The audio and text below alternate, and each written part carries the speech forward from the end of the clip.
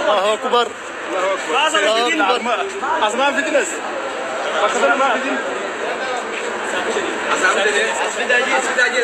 أفيد.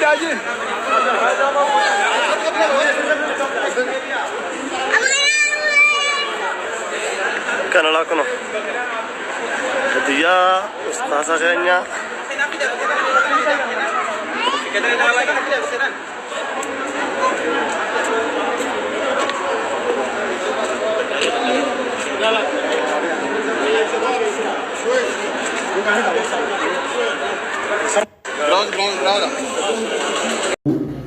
أمة جاللا أمة عقيدة أهل السنة والجماعة أمة نبي محمد السلام عليكم ورحمة الله وبركاته.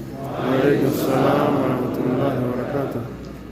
والله قافة قري نما قالتي فتوف جتش نما بكتا وجيني سن هجة جتشوتا أولتا إيه أرقمي جتشي ولي قالت hojii isin hojjattanii fi gumaataa fi keessummaa hojii bareedduu seenaa lafa keettan kanaan isin galateeffannu rabbiin guddaan gatii galataa beeku waan itti nama galateeffatu harkaa qabu sun isin haa galateeffatu. Amiin. Keessattuu ummanni durirraa qabee kabajaa fi seenaadhaan arjummaa fi gootummaan beekamu ummata Harar ummata Oromoo hunda boonse kaleessallee har'allee irra deebi'uun isin galateeffadhaa rabbi isin haa galateeffatu. Amiin. Harar ummanni Harargee ummata taariikhaati.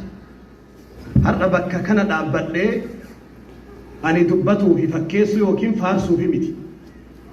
Addunyatu beeka yoo Makkaa fi Madiinatti salaatuu dadhabde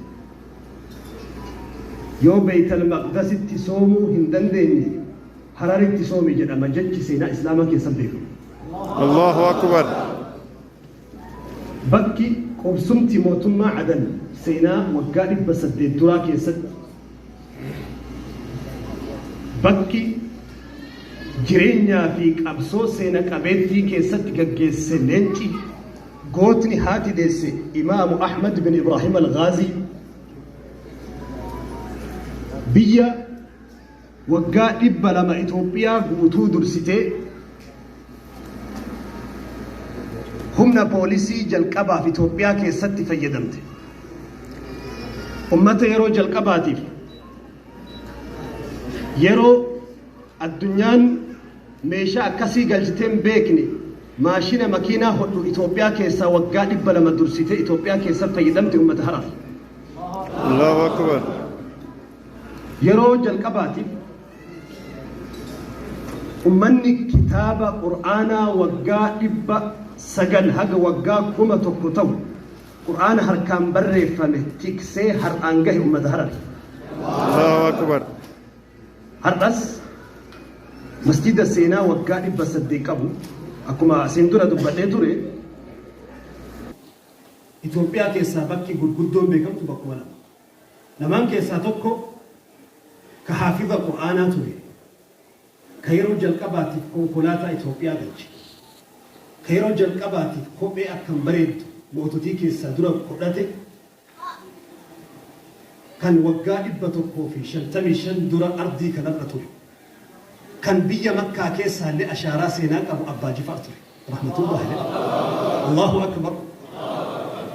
Har'a masaraan isaa hafee hagam akka islaamni yeroo sanitti Oromoon qarooma islaamaatiif qarooma addunyaa keessatti hagam akka turte namni jimmaan dhaqe masaraa Abbaa Jifaar seenee ilaaluu danda'a. Qaroominni keenya hagam akka jabaa ta'e seenaa keessatti. Itti aansuun Harar keessatti har'a Harar magaalaa Hararin beektan masjida 130 keessatti argama. Wantoota seenaa lakkooftee daawwattee keessaan baane of keessaa qabdi. hambaa waggaa 800 waggaa 1000 isii keessa jira. San keessa hamma muraasa har'a iddoo shirkiin irraa burqullee tahu Baalee keessaa bakka Anaajina jedhamu masjida waggaa 900 ijaaramee achi jira har'anne. Garuu erga Sheek Huseen Ibrahim namni jedhaman har'a addunyaan akka muudaa fi gabbartiitti itti fayyadamtu kana erganni dunyaarraa deeme waggaa 300 booda ka gabbaramoo eegale. Isa dura garuu masjida dhundhuma 40 dheeratu lafarra. Isa dura sheekotiin torban warri tawhiida facaasi Baalee keessatti Ahmadiin Jabal hafidahullahu kitaaba isaa seenaa muslimtoota Itoophiyaa keessa barreessee jira. Fuula 124 irratti. Masjida sheekotiin torban tawhiida raabsan. Sheek Huseen dura masjida isaan ijaaran hamma ta'e tokko hambaan xiqqoon takka haftee yoo dirree Anaajinaa dhaqxee ilaalte sitti garsiisa warri seenaa qabu. Garuu duula shirkii fi duula bid'aatii fi taarika keenya awwaaluun irratti gaggeeffamee taarikni gurguddaa fi jabaan nu qabnu kun dhufachuu danda'e jira. Rabbi warra taarika sanitti deebisu Rabbi haa taasisu. Har'as ummata kaleessan quufne dheengaddan quufne nagee hin jenne akka gandaatii fi gosaatti warri humbannaa seenaa bareedduu اليوم وصلت إثيوبيا وخصيصا عشان عندي هدف واحد وهو أروح أشوف أكتشف شجرة البن وأشوف كيف طريقة زراعتها وتحضيرها حتى بتجيكم جاهزة. فبعد ما وصلنا عاصمة إثيوبيا أديس أبابا احتجنا أنه ناخذ طيران داخلي إلى إقليم البن والقهوة ومحل مكتشف فيها القهوة وهو إقليم جمة. أخيرا وصلنا جمة، خلوكم معنا وتابعونا. وأول ما تخش صالة المطار تستقبلك رائحة البن النفاثة والعبقة وترحب بك.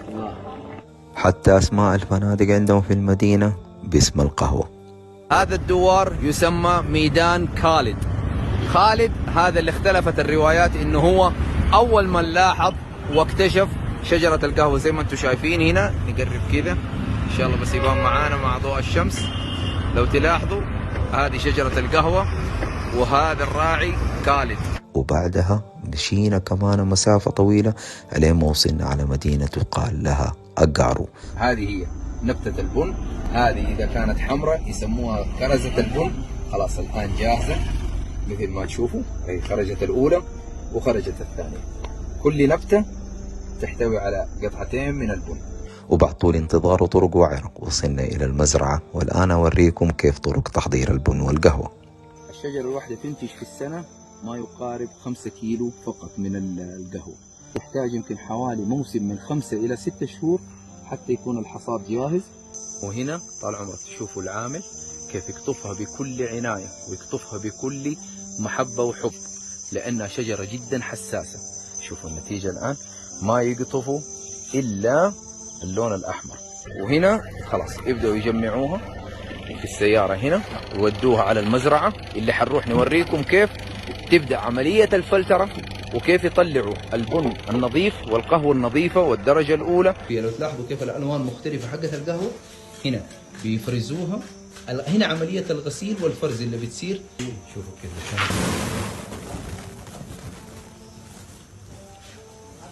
الآن هذه المرحلة الثانية بناء على وزن الحبة يعرفوا كيف إنها خلاص هذه درجة أولى ولا ثانية. الدرجة الأولى سبحان الله الثقيلة تنزل عندهم، ولا السيئة شوفوا كيف سبحان الله العظيم خلاص تتصرف وتنزل. شوفوا كيف هذا كله دحين سيء. هذه وزنها وشكلها مطابق للمواصفات ولا ما كان عدد من الزياد. تنحط الآن في هذا الخزان الكبير عشان تتم عملية غسلها. أيضا البن عشان يخرج بجودة جميلة لازم يعيش جوة الموية 24 ساعة، وبعد 24 ساعة بيفكوا له هذا المحبس اللي شايفينه، يمشي يمشي يمشي علين ما يروح عند الخزانين هذيك عشان تصير عملية الغسيل للقهوة والبن. وهنا عملية الغسل النهائي. شوفوا كيف الألوان اختلفت، ما عاد بينزل إلا الدرجة الأولى. تعرفوا العملية قديش صعبة. السواد هذا يرموه. شوفوا اللون الأسود هذا يا جماعة معناته هذه قهوة مشوهة أو غير صالحة. يقول هذه لا يمكن أنه تصدرها لانه حتلعب في سمعتنا ومتذوقين القهوه. اللي مسموح بالتصدير فقط شوفوا اللون الابيض والدرجه الاولى فقط. الان يجوا عند مرحله التجفيف. عمليه التجفيف هذه بتاخذ منهم اسبوع زمان. لازم كل يوم في الصباح وفي المساء يخلطوها بيدهم زي كده، لازم يجوا عليها ويمروا عليها كلها. وايضا بالاضافه الى عمليه التجفيف والتقليب يمروا على كل بنه وعلى كل قهوه. من يوم ما يلقوا سبحان الله شيء اسود زي هذا، شوفوا كيف على طول يتشال. هذه اللي الناس ما يستفتحوا يومهم الا بيها. قاعدين ما شاء الله تبارك الله في وسط هذا الجمال، وكأني في وسط بستان من الزهور. ومثل ما تشوفوا خلاص الآن قريب المغرب يرجعوا يغطوا على البن، وهذه العملية تقعد تكرر لمدة 7 أيام. وهذا المستودع اللي خلاص بعد ما يغلقوا عملية التجفيف ولازم تكون يا نور فريق البال انتم موسات نفسات اقبال لبيك كمال جسمي زنال. صلوا على الحبيب صلوا على الحبيب صلوا على الحبيب صلوا على الحبيب صلوا على الحبيب.